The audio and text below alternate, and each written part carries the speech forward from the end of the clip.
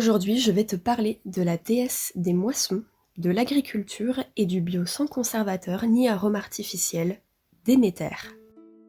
Si son nom ne te parle pas forcément, celui de Perséphone, sa fille, te sera sûrement plus familier.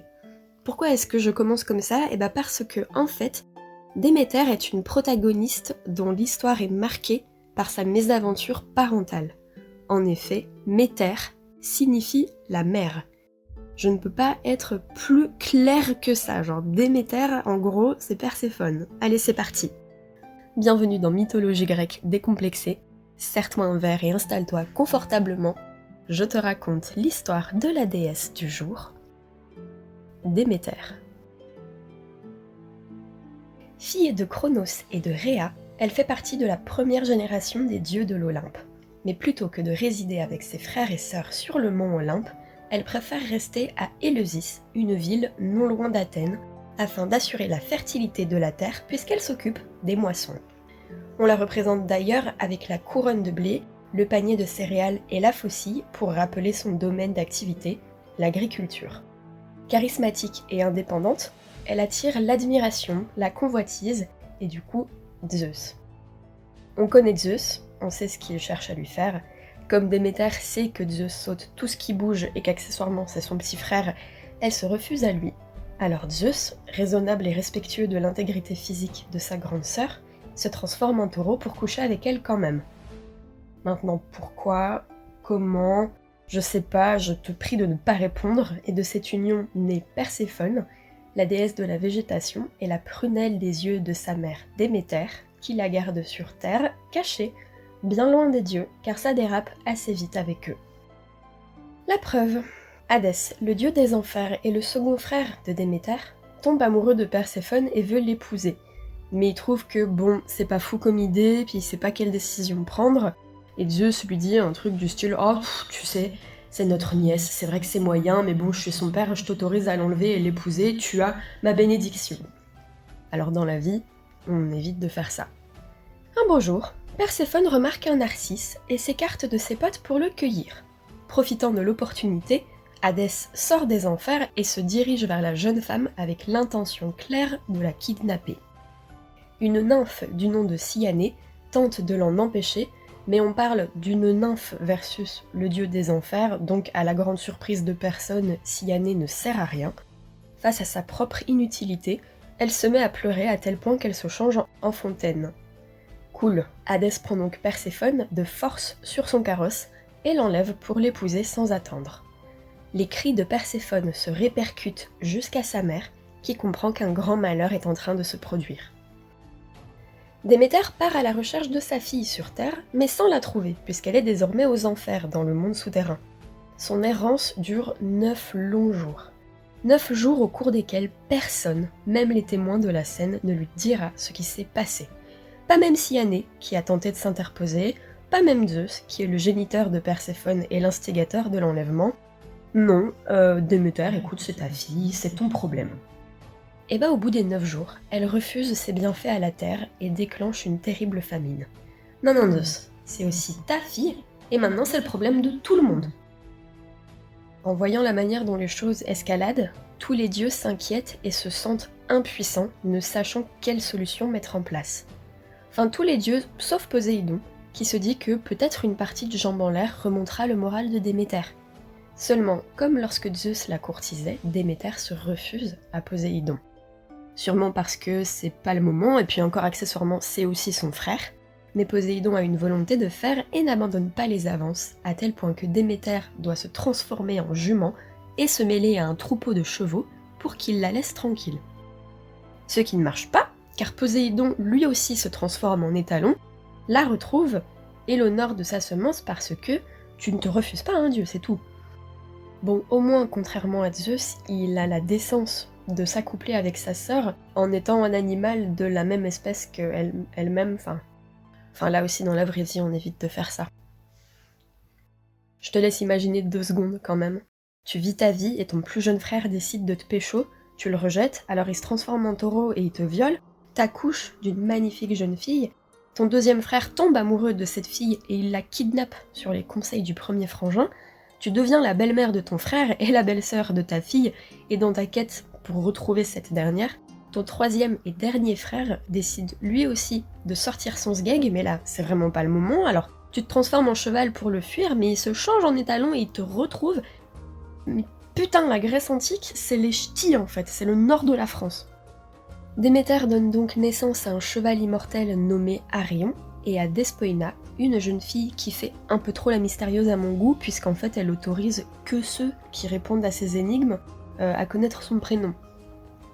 Bref, finalement, face à la souffrance de Déméter et à l'inaction des autres, c'est Hélios, le dieu du soleil, qui dit à Déméter que sa fille a été enlevée par Hadès, qui en a fait sa femme. Cette révélation est pire pour Déméter que l'ignorance. Elle prend donc l'apparence d'une vieille femme humaine et s'assoit au bord d'un puits. Ne me demande pas pourquoi. 4 demoiselles la voient et la prennent en pitié parce qu'elle leur raconte que c'est une pauvre vieille femme qui allait être vendue par des pirates et puis elle a pu s'échapper mais maintenant elle est perdue, elle sait pas où aller ni ce qu'elle va faire et mon Dieu à l'aide. Les demoiselles expliquent ça à leur mère et la mère propose d'héberger notre petite vieille qui est en fait Déméter. Cette bonne samaritaine, c'est Métanire et en plus de ses 4 filles, elle a un nouveau-né appelé Démophon. En arrivant chez eux, Déméter saisit l'enfant et lui donne le sein, une réaction normale, et Métanire est emplie de joie, une réaction normale. Déméter est donc hébergée par Métanire et décide de rendre Démophon immortel en cachette, en l'enduisant d'ambroisie chaque jour et en le posant dans les braises ardentes de la cheminée chaque nuit.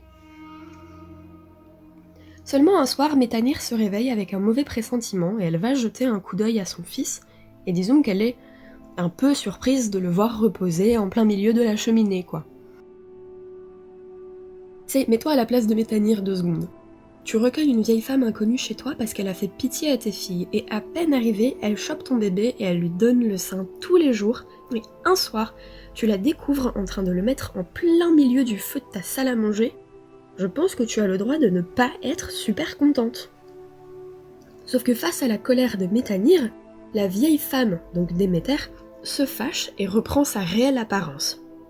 Et elle ramasse Démophon pour le sortir des braises ardentes et elle le jette par terre. Et elle exige des excuses.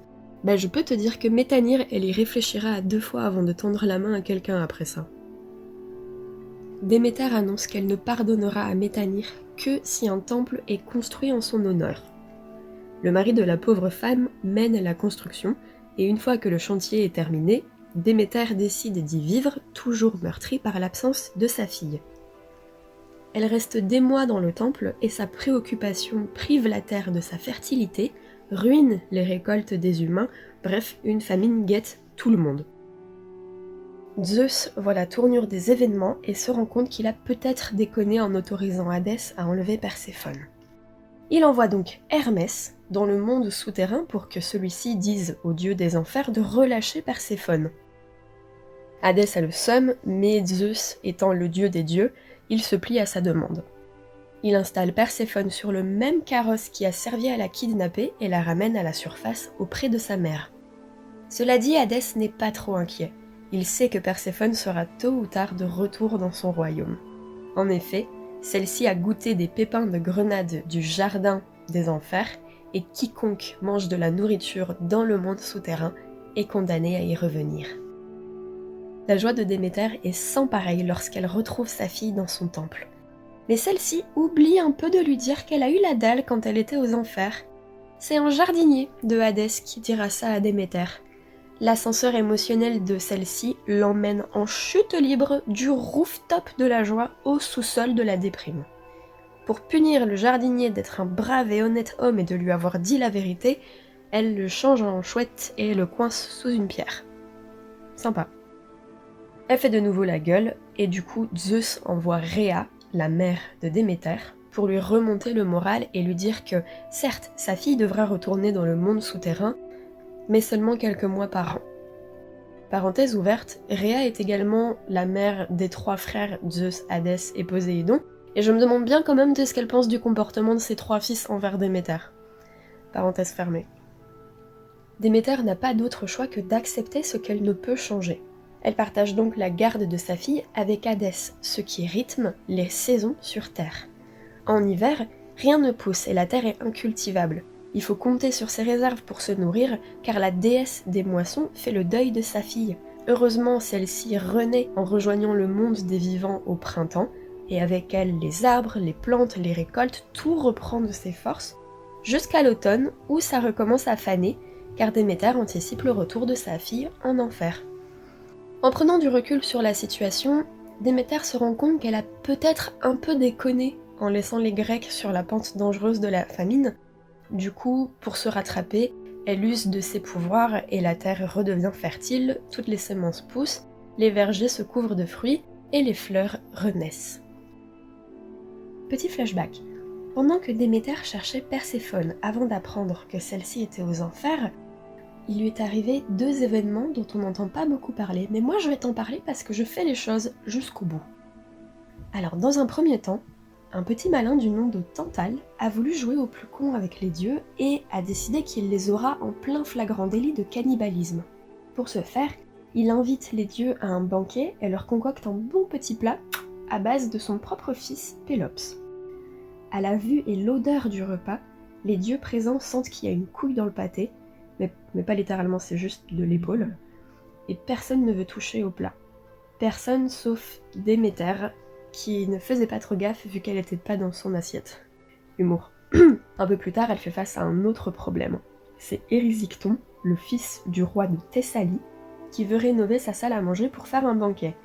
Mais là, un banquet normal avec des invités normaux et de la nourriture normale.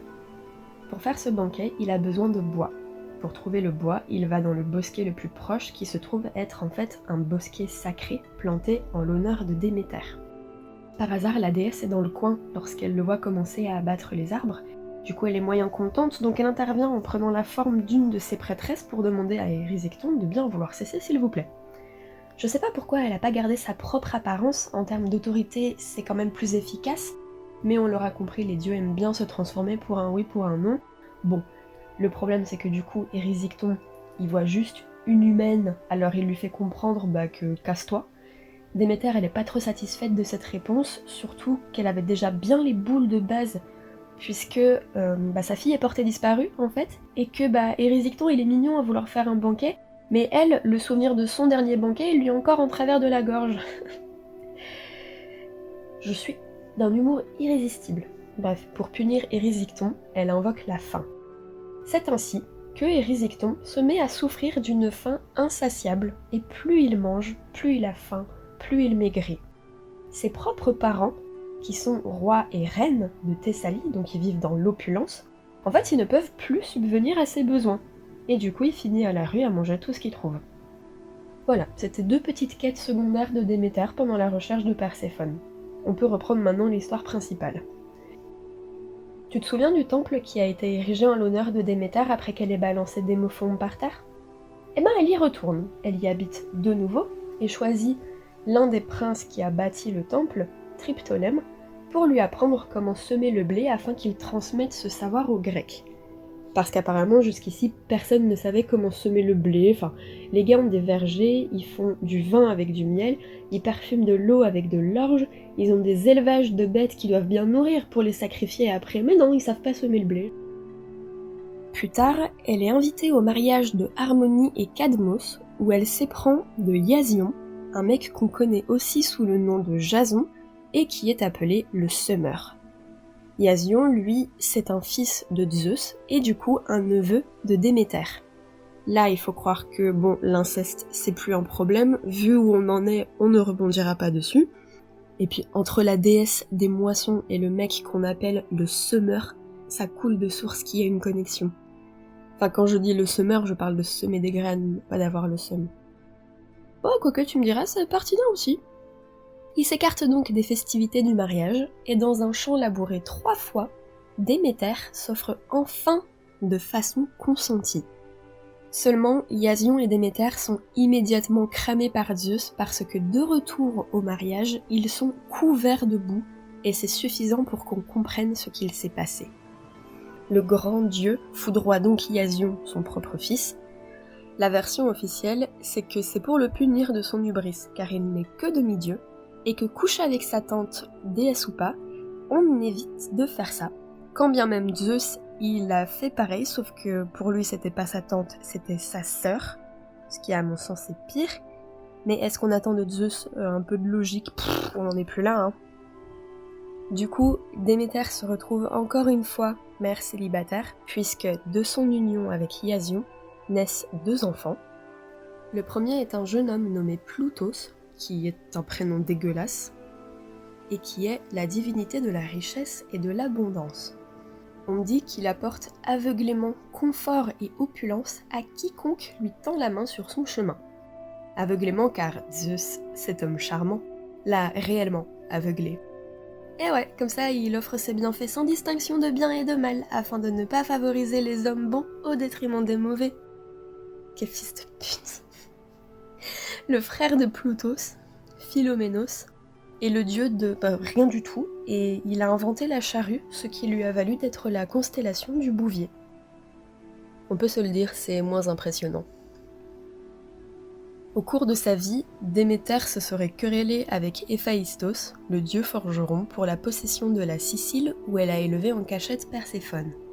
Ces rapports ont aussi eu un petit quick avec Dionysos, le dieu de la vigne et des excès, pour la possession, cette fois-ci, de la Campanie. En effet, la déesse des moissons affectionnait particulièrement ce pays où la production des céréales s'était développée de façon exponentielle. Et voilà, nous voici à la fin de cet épisode sur Déméter. Si tu étais là au tout début du podcast, tu te demandes pourquoi je l'ai republié, mais en fait je l'ai réécrit et puis je n'ai vraiment pas ce premier épisode. En tout cas, c'était une déesse dont l'importance des pouvoirs justifie le culte que lui vouent les Grecs, et c'est aussi une femme porteuse d'un immense somme, du coup, hein. Disons que j'aurais pas voulu être à sa place, quoi. Allez, j'espère que ce mythe t'aura intéressé autant que moi. En tout cas, je te souhaite un meilleur destin que notre divinité du jour. Et on se retrouvera prochainement pour, pareil, un réenregistrement de l'épisode sur Perséphone, puisque pareil, c'est un épisode que j'ai souhaité réécrire et réenregistrer. Donc voilà. Sur ce, je te souhaite une bonne journée, une bonne soirée, peu importe, et on se retrouvera bientôt. Salut!